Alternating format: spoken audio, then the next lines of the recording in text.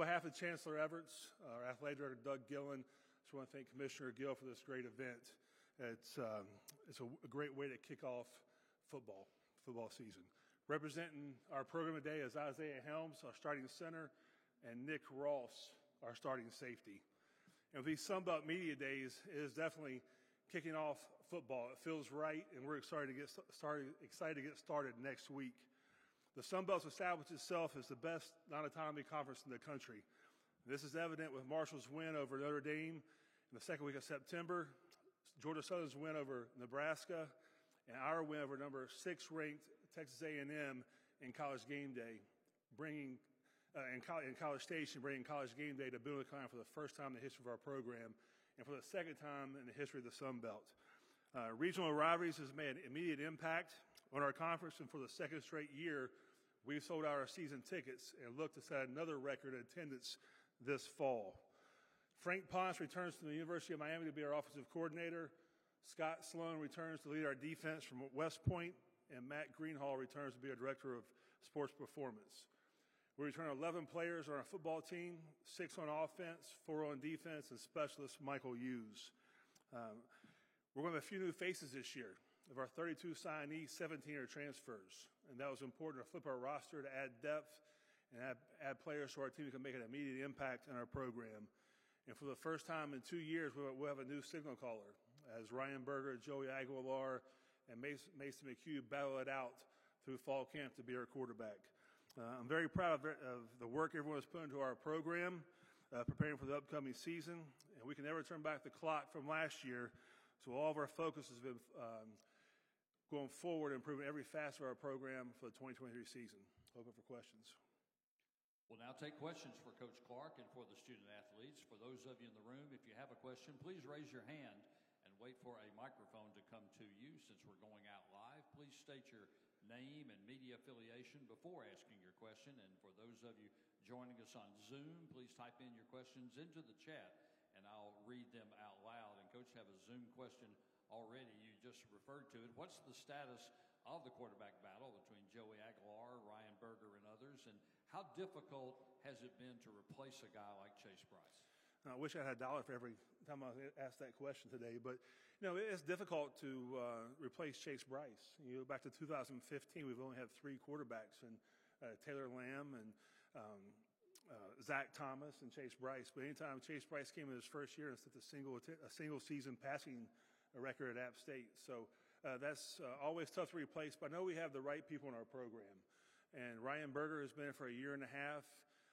Had an exceptional spring. Joey Aguilar came in and really caught up with Ryan early in spring practice. And it was really a two-way battle toward the end that makes McHugh start having a really good spring practice. So I'm very excited about all 3 quarterbacks we have. Each one brings a different level of expertise in our offense. And where Chase Bryce could get you 5 yards, these 3 can go 55 yards. Excuse me. So it brings a different element to our game and our offense, which will help us keep defense more balanced as we go forward. Coach Clark, Emmanuel Pappas, Sun Belt Conference. I wanted to get you to talk about the running back room. There were a couple of guys who were mainstays that you had to replace in Cameron and Daytrick, but just kind of give your overall impressions of the running back room going into this season. Well, I think we have a very deep running back room again this year, led by Nate Noel. And Nate Noel rushed for 658 yards last year, but he only played in 6.5 games. So a healthy Nate Noel is something totally different. Nate Noel has gained almost 20 pounds in the offseason. Going through it for 2 years now, he knows he has to get bigger, stronger, and faster to be able to last the whole season. And then you go to Amani Marshall, who's a transfer from Wake Forest. And Anderson Castle's a local kid. Has really changed his body. He's a kid I'm very excited about this year in our offense. And his goal is to get 0 negative yard plays in the running game. And then you have Kanye Roberts, who's a redshirt freshman. And I think we're very deep in that room, but I believe it starts up front. And it doesn't matter how good our running backs are. If we're not good up front, then we will have issues. And a perfect example is Isaiah Helms. We returned 3 of the 5 starting offensive linemen this year up front who have multiple years of starts under their belt. And we're going to break in 2 young tackles that, if they keep improving, they can be like the tackles we've had in the past. We've went on for the National Football League. So I'm very proud of the work they put into. You'll hear from them later on, but they have an outstanding off-season. And if their off-season is any indication what fall camp's going to be like, we have a very bright future at App State. Got a Zoom question for Nick and Isaiah. How disappointing was it not to get to the postseason last year after having so much success over the previous years? And is there one particular thing you have to do in order to get back to that point? Yes, obviously we know a 6-6 record is not the Appalachian standard, and we expect nothing less but championships. So it was very disappointing. One thing that we have learned is that we just need to reset and focus on the future, not dwell on the past. So that's the biggest thing that we learned from the whole situation. And one thing to take about it is that Coach Matt Greenhall is going tremendously hard in the weight room, and he's pushing us every day to be the best men that we can be and get us ready for the season coming forward. Coach Kevin Foote, Acadian Advocate, to kind of piggyback on that, when y'all looked as coaches, looked on film, were there 1, 2, 3 main things that, man, we just didn't do well enough in this area that we've got to improve on to keep from being 6-6 again? Yeah, you really don't have time to reflect till late February, early March, because recruiting never ends. So when you had a chance to kind of reflect on what was going on in all three phases. There wasn't offense, defense, special teams. It wasn't just one. There's one thing: we had to be able to finish football games. We lost 5 games by less than a touchdown, and then our conference has gotten better from top to bottom. And the margin of error in our conference right now is 0. One turnover here, one negative play, one missed tackle can be the difference between a win or a loss. So you have to look the bull between the horns sometimes, and we were a 6-6 football season, 6-6 football team last year. But again, I know our players, I know the coaches have reset. I know Nick mentioned that earlier. This is not a rebuild. It's not a reload. It's a reset, get back to where we want to be, and get ready for the 2023 season. Got a question for Isaiah. Isaiah, since the running game is such a part of Appalachian State's tradition, how important is it for you guys to have a good year? Oh, yeah. The offensive line is where it happens.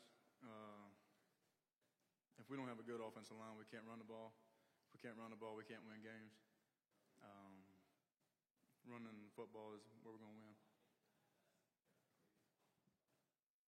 Coach, you were among the best rushing teams in the country last year. You've got experience there.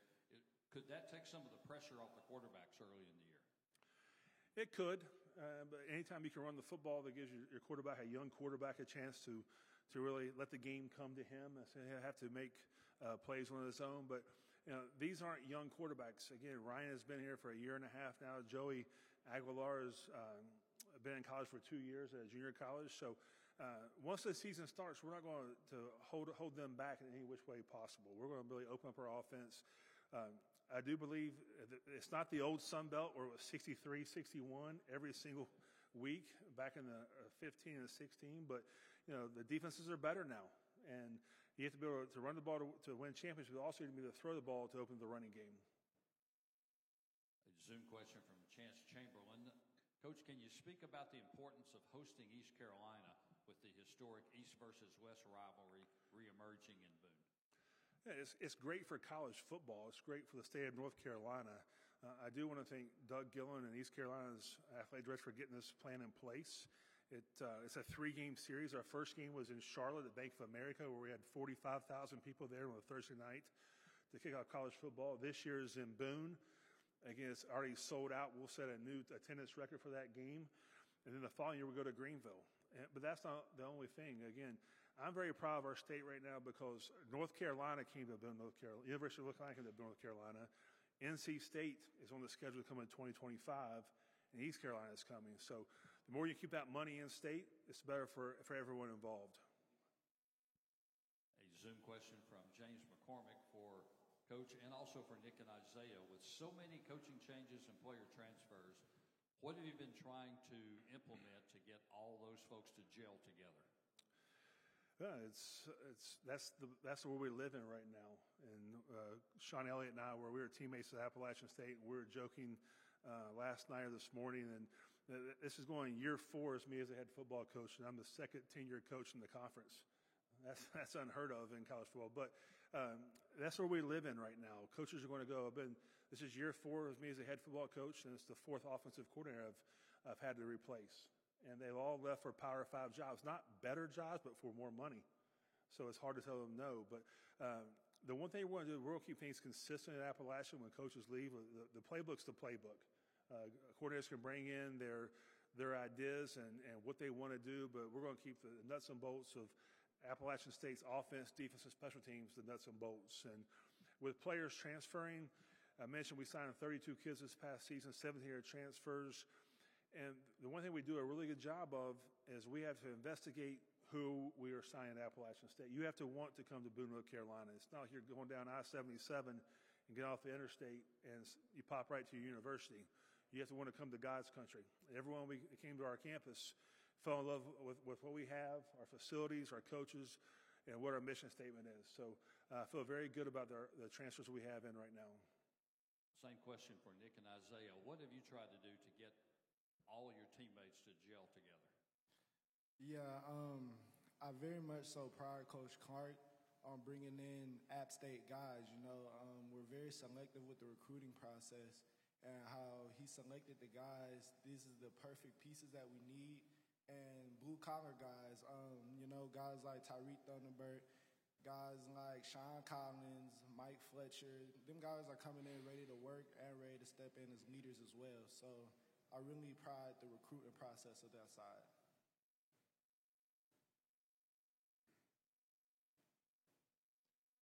For all three of you again, from James McCormick, App State was part of perhaps one of the best Sun Belt seasons in history with 7 bowl game participants, multiple wins over Power 5 programs. What does the strong growth of talent in the Sun Belt and the competition that it brings mean for App State going forward? Well, it's the new Sun Belt. We're very fortunate to bring 4 teams in last year who made an immediate impact on the value of our conference. And for us to be a part of something special, the best non-autonomy conference in the country is special. And the years of just running through the conference are gone. There from 2016 to 2018 or 19, we played Louisiana Lafayette 8 times in 4 years. And those days are gone. We have quality coaches, big-time coaches, great football players in our conference. They output our players in this conference against anybody in the country. Guys, what does it mean for the Sun Belt, you think, going forward? You're up. I'm sorry, can you ask that question one more time? With the success the Sun Belt has had in the last couple of years, what does that mean for App State going forward? Yeah, with the success that the Sun Belt has had in a couple of years, that just means more notoriety for App State and more notoriety for the Sun Belt as a whole. We understand that we have to come prepared every single week and not expect to just go into a game expecting to win. It takes hard work, and you actually reap what you sow. I'll follow up with that question. Again, in order, what does it mean, notoriety? It means that whoever the conference championship is going to be from the Sun Belt has a chance to play on New Year's Six Day Bowl. And that's what we want to strive for. We have a chance to be in the college football playoff system, and we'll play on New Year's Day. Zoom question for Nick. How have all the new faces on defense fit into the tradition of strong defenses that have been a part of App State football? Yeah, with the traditions that have been a part of App State football, we're feeling very confident this year, and we're working hard in the weight room, and we're ready to give you guys a show come September 2nd. The Zoom question from Chance Chamberlain. Coach, how has the team responded this offseason with Frank Ponce and Scott Sloan returning to the program? I'm not sure how they responded. I just know it's good to get our coaches, our players back together again. Our players are here to work. They've done a fantastic job through the offseason. Everything our coaches have asked them to do, they've done. That's the one thing here at App State. You don't have to beg someone to come work.